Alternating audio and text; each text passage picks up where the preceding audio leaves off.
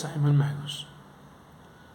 And they did it all for nothing, at no cost, excepting the crust of bread they gratefully accepted, or the bowl of cool water they drank in small gulps, murmuring incomprehensible words. From the four corners of the earth they came, one after the other, with various customs and tongues, with beards and without, but all bearing more or less the same message, one confirming that the other proclaimed, and apart from a slight variation in detail and few minor inconsistencies, the tale of the miracles and resurrection of the Nazarene began to gain authenticity. The people of Judea, Samaria, and Anatolia grew accustomed to the peaceable young men in dusty sandals who crossed their hands over their chests, spoke in virginal voices, and sang with their eyes raised to heaven. They gave the young men cool water and crusts of bread, and the young men thanked them and promised them life everlasting, describing a wondrous land they would repair to once they die.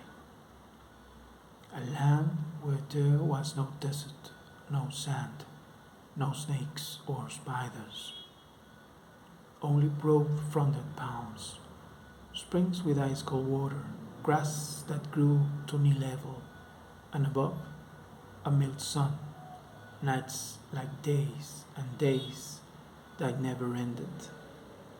A land where cows grazed, goats and sheep browsed in the pastures, flowers smelled sweet all year round.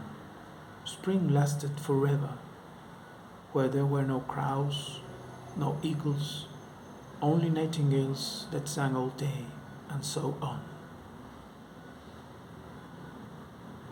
This picture of the gardens of paradise, which everyone initially regarded as ridiculous and impossible, who had ever seen a place where the sun always shone and there was no pain or death, this picture of the gentle blue-eyed young men evoked with such conviction, such inspiration, that people came to believe them. When a lie is repeated long enough, people start believing it. But it wasn't a lie. But this wasn't a lie, because people need faith. Many young men donned long lace sandals and set off with them. Some returned to their villages after a year or two. Others after 10 years. They returned exhausted from their long journeys, their beards speckled with white. They spoke softly now too, their hands crossed over their loins. They spoke of his miracles, of his teaching. They preached his strange laws, scorned the pleasures of the flesh, dressed modestly, ate moderately, and used both hands to raise the chalice to their lips when drinking wine. Yet if someone contradicted them, if someone cast doubt on the teaching and his miracles, if someone woe unto him, questioned the life everlasting in the gardens of paradise, then they would fly into a sudden rage. They would describe the tortures of eternal expiation with vigorous and violent words, menacing and fiery words. May the gods keep you, a pagan wrote, from the evil tongues and imprecations. They knew how to win over skeptics with flattery and promises, bribes and threats. And the more their power spread and their followers increased, the stronger and more arrogant they grew.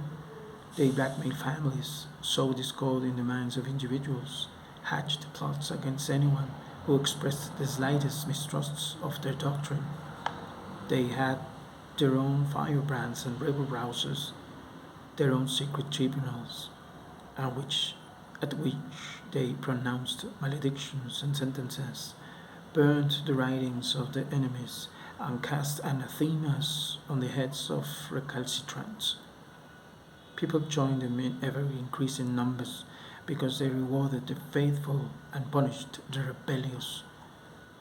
It was at this time that Simon, called the Magus, made his appearance.